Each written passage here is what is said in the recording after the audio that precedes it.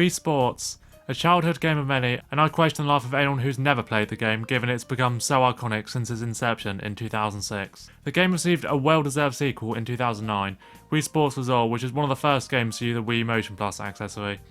While Resort garnered better critical reception than its predecessor, it sold significantly less. But hey, it's only the third biggest selling Wii game of all time. What a shame, eh? So in this video, I'll go through 5 categories as to which one's better, and then come to a conclusion based on which game won the most categories. I'm GMBS, let's get started.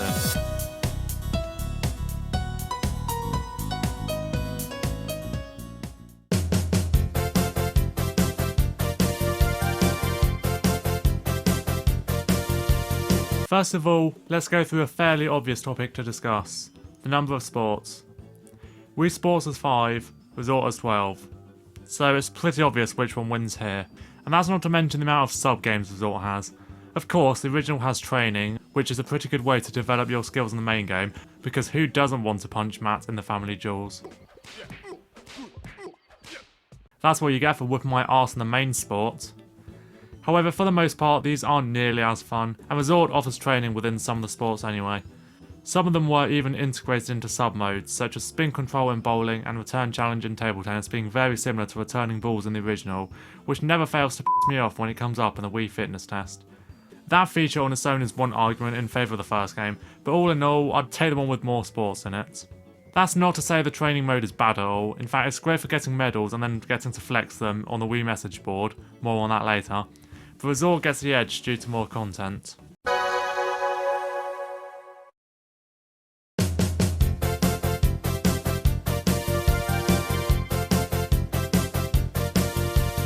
However, is the quantity directly proportional to the quality? In other words, Resort has more sports, but are they as good as the ones on the OG?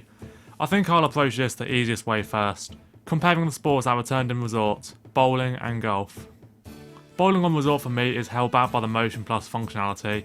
You need to keep the remote straight, or that thing's curving more than an Instagram model who relies on Photoshop. Look at me throwing in topical references.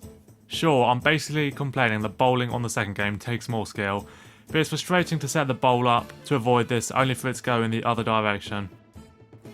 That makes regular temp in bowling on the second game a straight downgrade, and I prefer the other two modes, both of which took a training activity from the first game and expanded upon it. Spin control in particular is really fun. As for golf, the gameplay suffers in a similar way since the ball can now curve even if you don't hit a slice or hook. But in my experience, it's a lot easier to manage than in bowling, and the fact you can play both new and classic courses along with the oddball special course makes the winner of this particular sport clear. Also, the 9th hole in Resort isn't total bull. Another comparison I'll go through quickly is tennis versus table tennis. While tennis has a bizarro world of levelling systems, it has much more control simplicity than table tennis, and a champion who isn't OP beyond all conception. On a conclusive note, Wii Sports has 5 sports that are all a hell of a lot of fun to play, with baseball being my favourite on either game, while Resort has 12 but a few stinkers.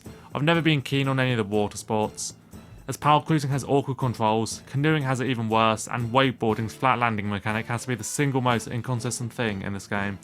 So the first game wins this category.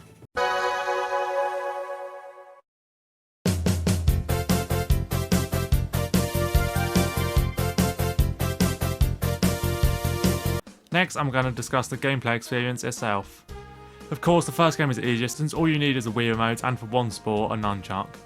The second game requires a Wii Motion Plus, a little extension that is a pain in the arse to set up and can sometimes make nunchuck recognition a tad trickier. Also, it needs checking when you launch the game, and for some reason, every time you play archery. And if faulty, will randomly disconnect during games. Most of this is irrelevant due to the release of the Wii Remote Plus in late 2010. Which feature the Motion Plus system built in, but lots of people still have the external ones. Another issue is specific to table tennis and swordplay. The motions will occasionally play up, and while you're often given the instruction to press the down button on the control pad, this doesn't always work and can make these two sports frustrating. So regarding playability, Wii Sports wins.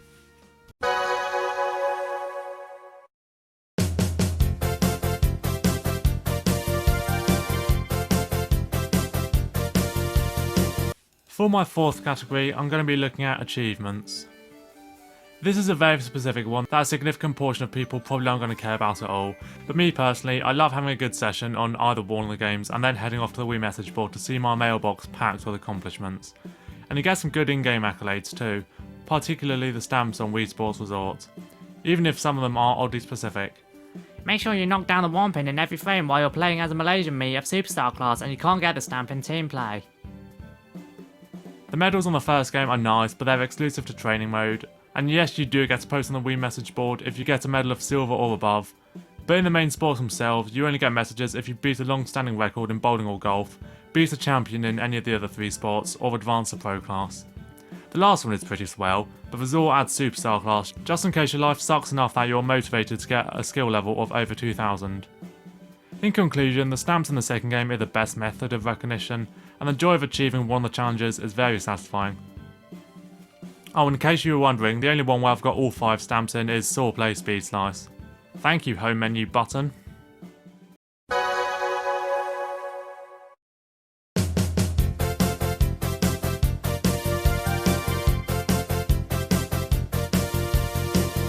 And finally, let's look at the theme. Well, Wii Sports doesn't really have a theme, it's just sports.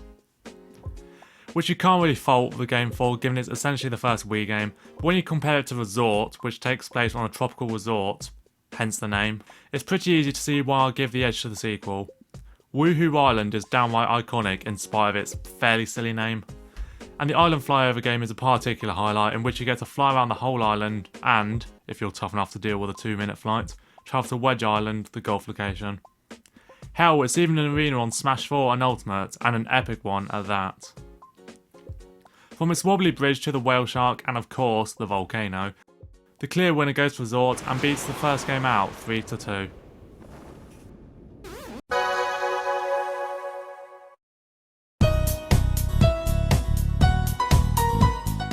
However, that's not putting down the first game in any way, because it absolutely has its place, and as I already mentioned, the sports are more enjoyable on the OG in my personal opinion.